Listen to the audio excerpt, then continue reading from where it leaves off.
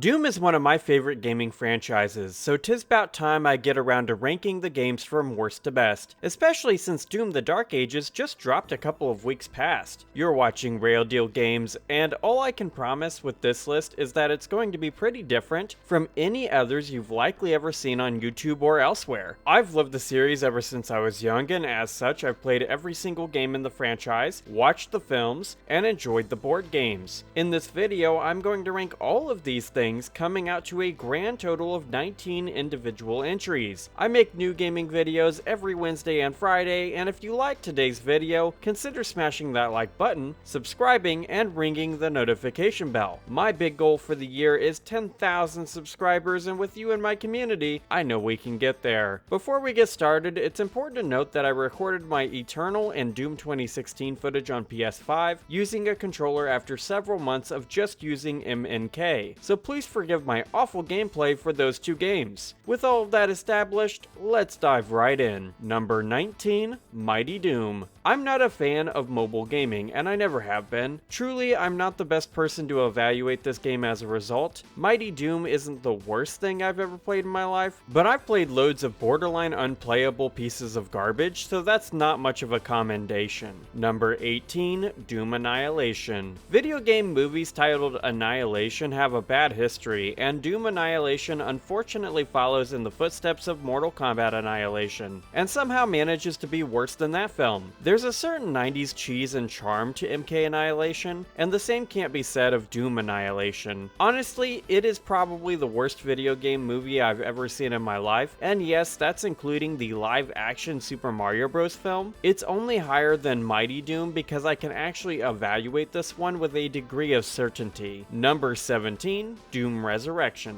Doom Resurrection is an interesting game in the series as it's an iOS game themed around Doom 3 with a light gun-esque gameplay framework. This game is fine, but in terms of handheld Doom experiences, it's not as good as the games I'm fixing to talk about here in a second. With arcades dying out, these sorts of gaming experiences were starting to become extinct, so one thing Doom Resurrection has going for it is that it is truly one of the last games of its particular genre, a genre of which I'm not sure we're likely to ever see again. It's also a unique style of game for the Doom franchise, which is something I coincidentally like about the following two games. Number 16, Doom RPG. The RPG genre seems like an odd thing to combo with Doom, but that didn't stop Fountainhead Entertainment. This isn't a super complex RPG or anything like that, but it gets the job done. It's a fun, short title, which is exactly what the mobile market demanded back in the day. Number 15, Doom 2 RPG. It's no surprise that Doom RPG would get a sequel shortly afterward. Just like Doom 2, Doom 2 RPG adds a little bit more to the game, but beyond that little snippet, there's not much more I can say.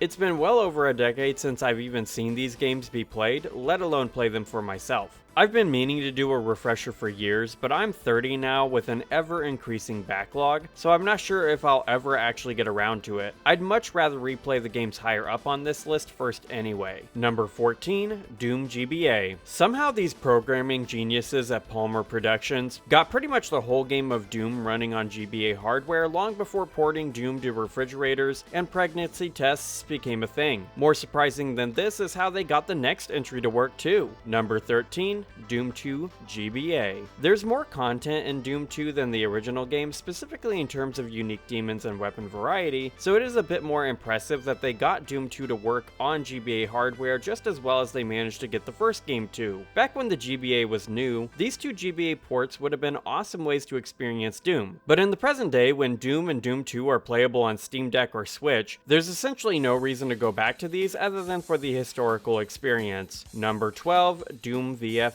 Doom VFR is one of those tether-based VR games, which solved the movement issues consistent in early VR titles by essentially making it so that the player teleports between areas of their choice. It's a movement system I never personally dug, but considering the technology limitations of the time, they're serviceable. It's not like the controls are as bad as the motion control craze caused by the Wii, but FPS VR titles have gotten way better in more recent years, as Half-Life Alyx has shown. Number 11, Doom the 2005 film. The 2005 Doom film resides in a special place in my heart. It's cheesy, at times poorly written, and a travesty of a Doom product. But honestly, there are things I enjoy about the film, as a guilty pleasure. Carl Urban has always been an underrated actor, and considering what he's given in this film, I think he did a pretty good job. It was also cool to see The Rock be a villain for once, which didn't happen back then and still doesn't happen to this day.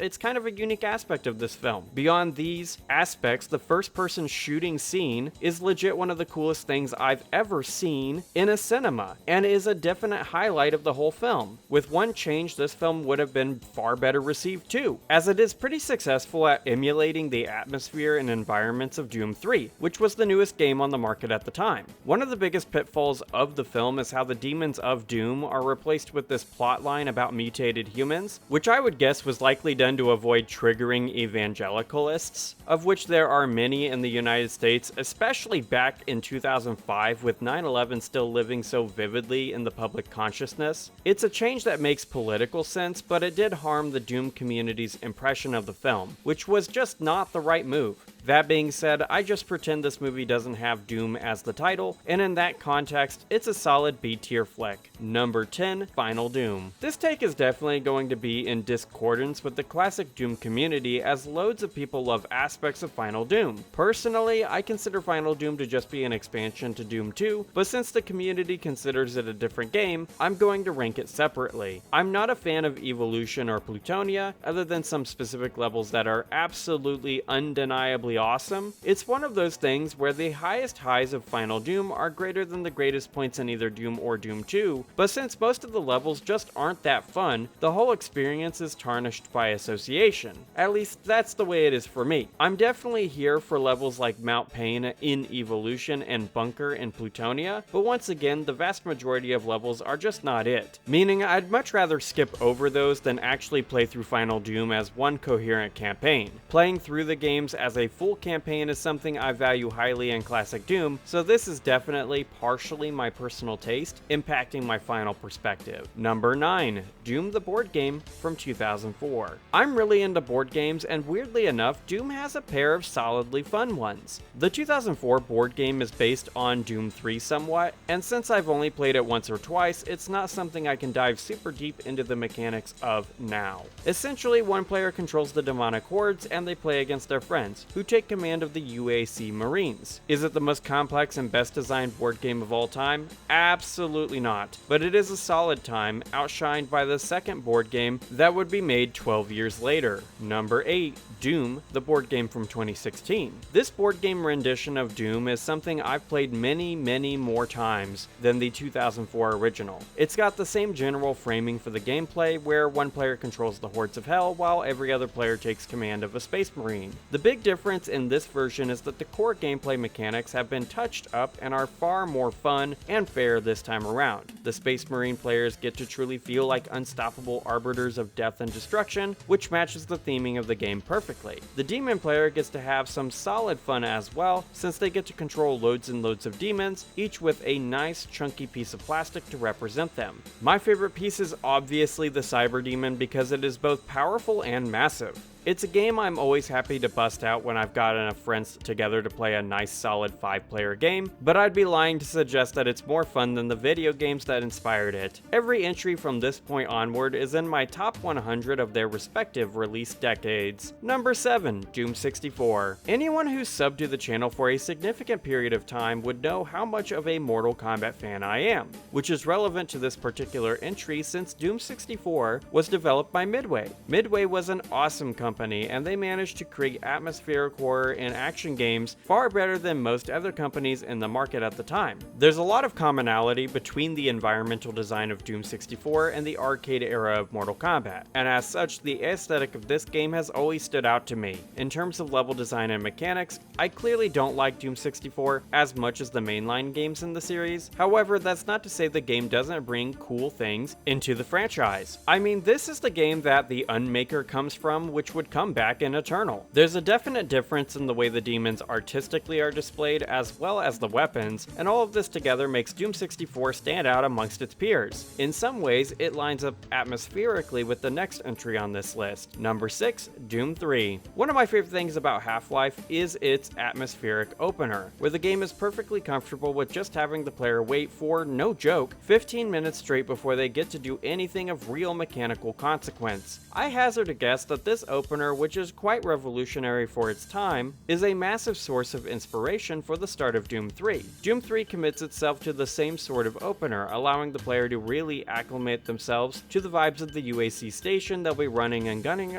through in no time flat. As a reboot, Doom 3 does a pretty good job of mixing up and retelling the story of the first game, and while the shooting is the slowest and least frantic out of the whole series, Doom 3 is still fairly fast for a survival horror-esque experience. This is perhaps the most underrated of the mainline Doom titles, and it makes a lot of sense why. Out of every mainline Doom game made, Doom 3 plays the least like a traditional boomer shooter experience, setting it apart from its compatriots. Personally, I enjoyed this game's fusion of Half-Life and System Shock 2 influences, and for me, Doom 3 has always sat in this unholy hierarchy of experimental, awesome PC games of yore. Out of the mainline games, I clearly place it the lowest as well as most people, but I don't want to undersell the experience of this game, especially the original version that requires the player to choose between a flashlight or their gun, something that truly adds to the horror vibes of this title. The BFG edition ruins this by basically strapping a flashlight to the player's weapons, and as someone who has played both versions, I can say definitively that this change, which may seem small to someone who hasn't played the game, is a massive one that does truly harm the overall value of the title. Number 5, Doom Eternal. My final Doom take is definitely not in line with a lot of the hardcore Doom community. Likewise, my Eternal placement is going to clash with a lot of people's thoughts as well. This is why I want to be very clear. Doom Eternal is on my top 100 list for the 2020s, which means I do truly like this game. The aerial, aggressive framework of the gameplay truly sets Eternal apart, and in some ways this game has more in common with the Quake series than with the Doom franchise in terms of the raw gameplay systems and feel. The high skill ceiling of this game is one of the key things I love about this title, and I also appreciate the added challenge of the game. The things I don't like about Eternal is the direction the storytelling takes in this game, and the Super Mario-esque platforming sections. These are minor quibbles to be sure, but the major thing that I think makes Eternal one of the more contentious games in the series, especially among the more casual section of the fanbase, is the way game mechanics are dumped on the player. There's a lot of things to juggle all at once in Eternal, which is perfectly fine. However, for many players, it's just shoved at them too quickly. I enjoyed the flow of this game, but I actually agree with this critique from a game design standpoint. A game mechanic should be introduced, space should be provided for the player to practice with it, and then the player's knowledge of the mechanic should be tested before another mechanic is added, which is a framework Eternal just doesn't follow. That being said, this game is absolutely sick. Number 4, Doom 2. I played Doom 2 for the first time this year and I absolutely loved it. Doom 2 is where Pain Elementals, Archviles, Arachnotrons, Mancubus, and the Super Shotgun come from, and these things have completely changed Doom forever. The real thing holding Doom 2 back from being above the original Doom for me is down to the raw level design and campaign flow of this game. The setting theme of Doom 2, the Hell on Earth conflict, is super cool as well, and is the natural threat elevation following the first game. With slightly better textures and skyboxes, this theming would have been a real knockout, but some players find many of the levels drab and ugly. I don't personally fall within this camp, as I actually quite like the starport and city sections of the campaign, but I've been led to believe that this puts me in the minority within the Doom community. But what else is new? Number 3,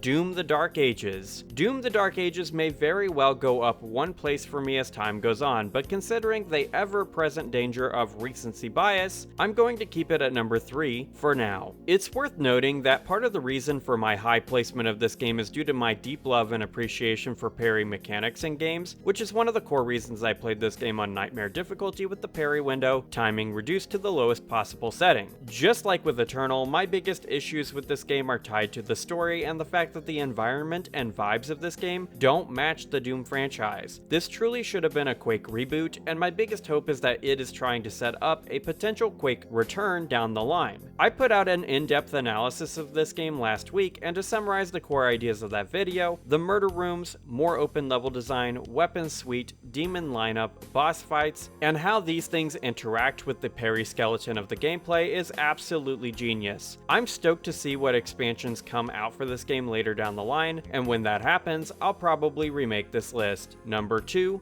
Doom 1993. 1993's Doom is one of the most important video games ever made. There's some truly masterful level design in this game, and the timeless quality of this game's entire design is just great. This is one of the first games I ever played in my life, and my love of FPS titles, specifically those of the boomer shooter variety, comes from this game. Such a game sounds like it should be my number 1 entry, but it isn't. There's one Doom game that I think beats them all. Number 1, Doom 2016. 2016's Doom is my favorite game in the franchise. The UAC, Mars, and Hell are the 3 setting elements that frame the most iconic sort of Doom setting. This combined with an absolutely perfect portrayal for the Doom Slayer, the best soundtrack in the series, some of the greatest levels in the entire franchise, and a litany of well-designed bosses, excellent enemies, and super fun guns, just sets Doom 2016 apart. This game has a personality that no other game in the franchise has ever managed to replicate, and this combined with the fun factor of this title makes it my favorite game in the franchise and one of my favorite games ever made. And that's the video, my guys. What do you all think of my list? Let's discuss in the comments below, and while you're down there, drop your own ranking. I'd love to discuss everything Doom related with you. If you enjoyed the video, do me a solid by smashing that like button, subscribing, and ringing the notification bell. I make new gaming videos every Wednesday and Friday, and you may like my other and future work. If you have a moment right now, consider checking out one of the videos on the screen. Regardless of what you choose to do, thank you for keeping it real with Rayl Deal Games. Have an awesome day, my friend.